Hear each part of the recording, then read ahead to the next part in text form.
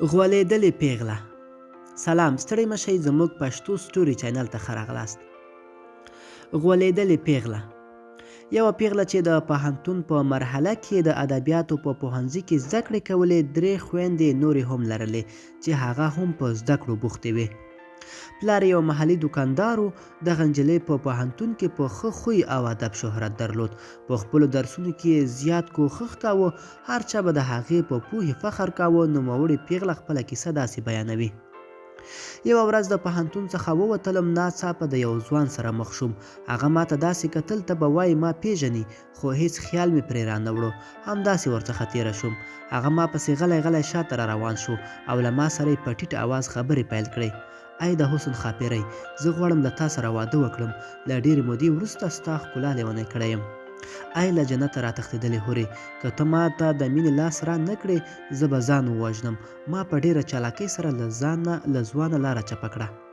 ټوله بدن مې خوله خوله و، ځکه تر دې دمه زه داسې مفهوم سره نه وم مخ شوی. په بله ورځ چې کله د پوهنتون څخه راووتلم، بیا هم هغه د دروازې سره منتظر ولاړ و او مسکی مسکی کېږي. بیا یې ما پسې څو ګامه لاره ووهله او خپلې زړې اوتې بوتې یې تکرار کړې. او دغه لړۍ تر دې وغځېده چې یو لیک یې زموږ د کور دروازې مخې ته ور وغځاوه. د دغه لیک پر اخیستو کې زړه نازړه وم. اخر مې لیک راواخیست، لیک مې پرانیسته، په لوستلو مې پیل وکړ. ټولې یې د مینې او محبت خبرې لیکلې وې. لیک مې ټوټه ټوټه کړ. څو ساعته وروسته د ټلیفون ته زنګ راغی. ټلیفون مې اوچت کړ. څه اورم چې همغه ځوان راته په نرمه لهجه راته خبرې شروع کړې. د حسن مېرمنې، لیک دې ولوست او که نه؟ ما ورته وویل که انسان نه شوې نو خپله کورنۍ به در باندې خبره کړم. الله دې تباه او برباد کړه. یو ساعت وروسته یې بیا ټلیفون را وکړ او ویې ویل چې له ما سره واده وکړه، زه به ستا لپاره ماڼۍ جوړه کړم، زه به ستا ارمانونه پوره کړم. زموږ کورنۍ ډېره مالداره ده. په دې خبرو سره زما زړه هم نرم شو. ما هم ورسره په ټلیفون کې خبرې تبادله کړې. زه به هر وخت د ده د ټلیفون په هیله وم او هره ورځ به مې د پوهنځي نه د راوتلو په وخت کې د ده څارنه کوله. یوه ورځ د پوهنتون څخه راووتلم، ناڅاپه زما په وړاندې همدی ولاړ شو. زه له خوشحالۍ نه بیخي والوتلم او بې له ځنډه د هغه سره په موټر کې وختلم او د ښار په چکر راووتلو. زه په ځان پوهېدم چې په غلطه روانه یم، خو ما ځان نه شو خلاصولی ځکه زما په دماغو همدې ځوان قبضه کړې وه. هو، دا ما رښتینی ګڼه. په ځانګړې توګه کله به یې چې ما ته وویل ته زما یوازینۍ ښځه یې، ده به وویل چې ای د جنت حورې، زما امیره یې او زه به ستا په ویاړ نیکمرغه ژوند کوم. ما به چې کله د ده خبرې واورېدې نو په خیال کې به داسې والوتم حد او اندازه یې نه لرله. یو ورځ افسوس چې څومره توره ورځ وه، زما ژوند یې ونړاوه او زما د راتلونکي په اړه یې پرېکړه وکړه او زه د ټولو په وړاندې وشرمولم.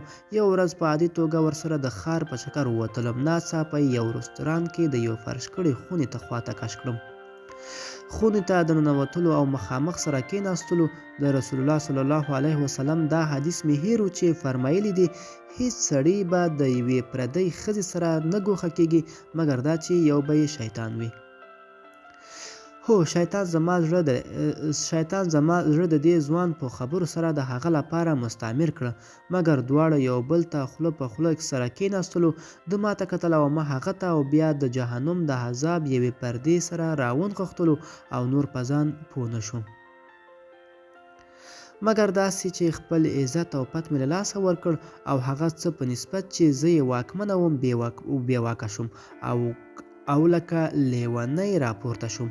او ومې ویل دا په ما څه وشول؟ ده وویل مه وېرېږه، ته زما ښځه یې. څنګه ستا ښځه یم؟ تا خو زما سره واده نه دی کړی. ده وویل ډېر ژر به له تا سره واده وکړم. کور ته لاړم، له پښو مې ساه ختلې وه، د اور په لامبو سوځېدم او دا به مې ویل چې الهي دا پر ما څه وشول؟ آیا زه لیونی شوی وم؟ دنیا راته په سترګو توره شپه ښکارېده. ټوله شپه مې دومره وژړل چې نږدې وه زړه مې پړق چاودلی وای. د پوهنتون زده کړې مې پرېښودلې. زما له کورنۍ څخه هیڅوک په دې بریالي نه شول تر څو چې زما د دې ځپلي حالت په نسبت څه معلومات ترلاسه کړي. لیکن ما هم امیدونه او هیلې لا هم هغوی یو ژمنې سره تړلې وې. کومه چې د له ما سره د واده کولو په باب ما ته راکړې وې. شپې او ورځې یو بل پسې تېرې شوې. هو په ما باندې له غرونو هم سختې او درنې تمامېدې. حیرانه وم چې وروسته به څه پېښېږي. تر ټولو زیاته بوږنوونکې او ناڅاپه پیښه چې زما ژوند یې ونړاوه هغه وه چې یوه ورځ د ټلیفون زنګ راغی. غږ مې له ورایه وپېژانده. راته یې وویل غواړم تر څو له یو مهم څیز له تا سره مخ شم. زه خوشحاله شوم او اټکل مې وکړ چې مهم څیز دا د واده خبره ده. په ټاکلي ځای کې ورسره مخ شوم او وار د واره یې وویل د واده په باب کې هم کله فکر ونه کړې. زه اوس ستا په همداسې بې شرطه یو ځای ژوند کوو. د خبرو په اورېدو سره مې لاس پورته کړ او په مخ مې ورته یو ښه څپېړه ور حواله کړه او ورته مې وویل ما ګمان کاوه چې ته به خپله غلطي اصلاح او جبران کړې مګر ته خو رذیل انسان وختې. په بیړه له موټر نه راکوزه شوم. په داسې حال کې چې له سترګو مې اوښکې روانې وې هغه راته وویل دا سوغات درسره واخله. په لاس کې ویډیویي کیسټ نیولی و. بیا یې وویل په دې به زه ستا ژوند ونړوم. ما ورته وویل په دې کې څه دي؟ هغه وویل راشه چې درته یې وښیم چې دې کې څه دي. کیدای شي دا ستا لپاره نوی او ناڅاپي وي.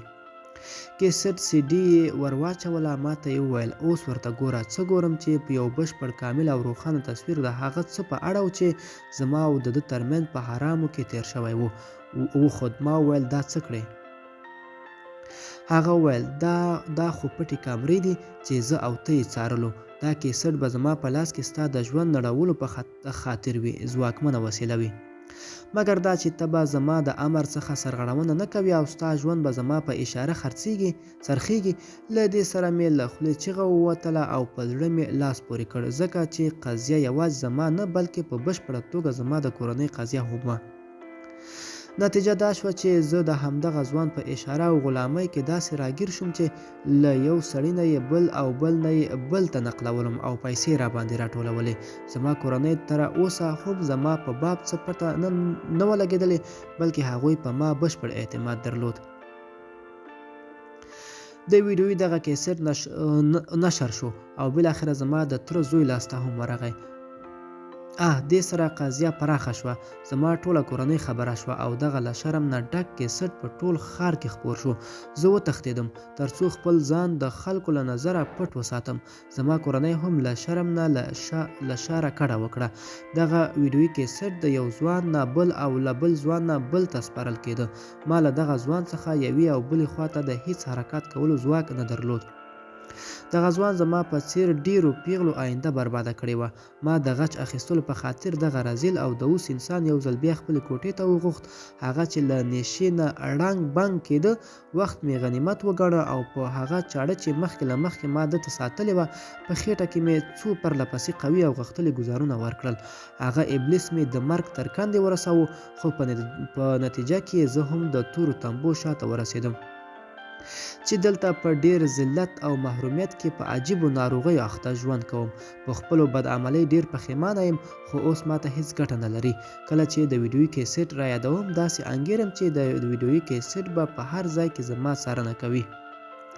دغه کیسه مې د یو غږیز ریکارډ څخه د دې لپاره ولیکله چې هرې پیغلې ته د درس او عبرت حیثیت ولري او نور د چا په